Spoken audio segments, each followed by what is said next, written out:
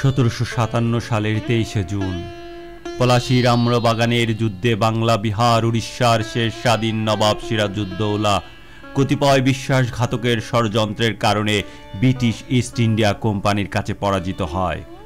ফলে প্রায় 200 বছরের জন্য বাংলার স্বাধীনতা হারায়। পলাশীর যুদ্ধে নবাবের পরাজয় ও মৃত্যুর পরই ভারতবর্ষে ইংরেজ শাসনের সূচনা হয়। পলাশীর যুদ্ধে পরাজয়ের পর নবাব সিরাজউদ্দৌলা ও বাংলার ভাগ্যে কি ঘটেছিল তা তো আমরা কিছুটা জানি, কিন্তু এই বিশ্বাসঘাতকদের ভাগ্যে কি ঘটেছিল? প্রিয় পাঠক, আপনারা জেনে একটু অবাক হবেন যে যুদ্ধ পরবর্তীকালে এই বিশ্বাসঘাতকদের করুণ পরিণতি বরণ করতে হয়েছিল। প্রায় সকলেরই মৃত্যু হয়েছিল মর্মান্তিকভাবে। মীর জাফর, বিশ্বাসঘাতকদের সর্দার মীর জাফর পবিত্র কুরআন শরীফ মাথায় রেখে নবাবের সামনে তার পাশে থাকবেন বলে অঙ্গীকার করার পরপরই বেঈমানি করেছিল। তার জামাতা মীর কাসেম তাকে ক্ষমতাচ্যুত করেন। পরবর্তীতে তিনি দুরারোগ্য কুষ্ঠ রোগে আক্রান্ত হয়ে 74 বছর বয়সে মৃত্যুবরণ করেন। জগৎ শেঠ, মহারাজা স্বরূপচাঁদ কাসেম তাদের হত্যা করে। জগৎ শেঠকে দুর্গের চূড়া থেকে গঙ্গায় নিক্ষেপ করা হয়। পলাশীর যুদ্ধের শেষে মীর জাফর ও লর্ড ক্লাইভের সাক্ষাৎ। ফ্রান্সিস হেমান রায় দুর্লভ, যুদ্ধের পর তিনি কারাগারে নিক্ষিপ্ত হন এবং সেখানেই মৃত্যুবরণ করেন। উর্মিচাঁদ, যুদ্ধে রবার্ট ক্লাইভ কর্তৃক প্রতারিত হয়ে মানসিক ভারসাম্য হারিয়ে ফেলেন এবং উন্মাদ অবস্থায় রাস্তায় রাস্তায় ঘুরে মৃত্যু তার ঘটেছিল বলে জানা যায়।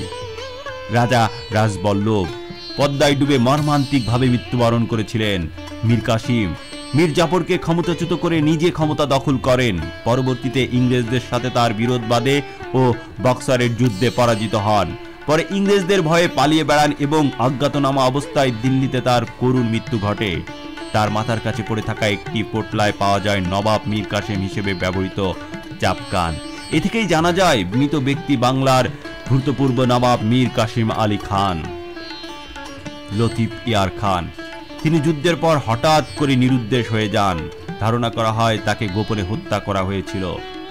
মহারাজা নন্দকুমার, তহবিল, তসরুপ ও অন্যান্য অভিযোগের বিচারে নন্দকুমারের ফাঁসির কাষ্টে মৃত্যু হয়েছিল। মিরন, মীর জাফরের ছেলে বড় মিরন।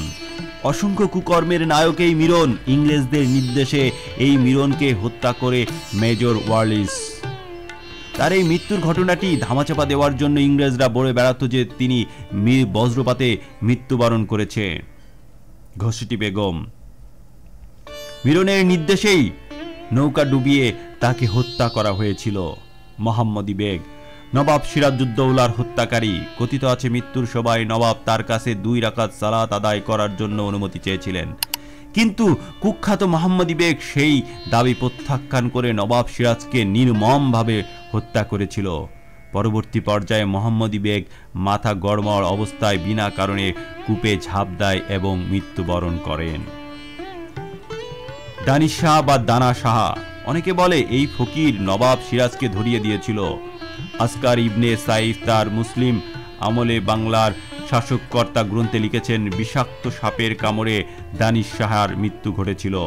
রবার্ট ক্লাইভ, পলাশী ষড়যন্ত্রের নেতৃত্ব দিয়ে তিনি কোটি টাকার মালিক হন। ইংরেজরা তাকে গ্লাসি হিরো হিসেবেও আখ্যায়িত করেন।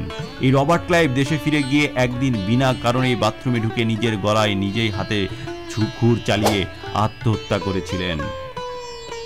ওয়াটসন, মনের দুঃখে ও অনুশোচনায় বিদেশের মাটিতেই হঠাৎ মৃত্যুমুখে পতিত হন। স্ক্র্যাপটন, বাংলার বিপুল সম্পদ চুরি করে বিলেতে যাবার সময় জাহাজ ডুবে তার অকাল মৃত্যু ঘটে। ওয়াটসনের ক্রমাগত স্বাস্থ্যহানি হলে কোনো ওষুধই ফল না পেয়ে কলকাতাতেই তিনি মৃত্যুর মুখোমুখি হয়েছিলেন। ইতিহাস থেকে জানা যায় বিশ্বাসঘাতকদের ইতিহাস কখনো ছাড় দেয় না। এই ছিল পলাশীর যুদ্ধের বিশ্বাসঘাতকদের করুণ পরিণতির কাহিনী। আশা করি ভিডিওটা ভালো লেগেছে। ভিডিওটা ভালো লাগলে অবশ্যই চ্যানেলটাকে সাবস্ক্রাইব করবেন, ভিডিওটাকে শেয়ার করে অন্যকে দেখার সুযোগ করে দিবেন, আর ভিডিওতে একটা লাইক দিয়ে সাথে থাকুন। দেখা হচ্ছে নতুন কোনো ভিডিও নিয়ে।